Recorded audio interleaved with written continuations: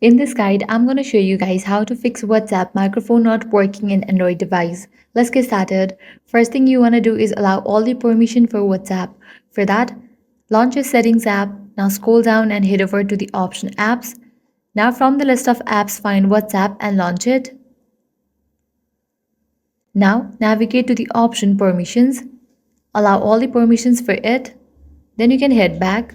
Now click on the option storage. Click on the option clear cache. Confirm it. With these, your problem might be solved.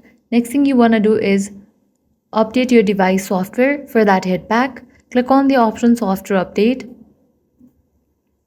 If any updates are available, just update it. Likewise, give fresh restart to your device. Then close this, launch your Play Store. Now search for WhatsApp.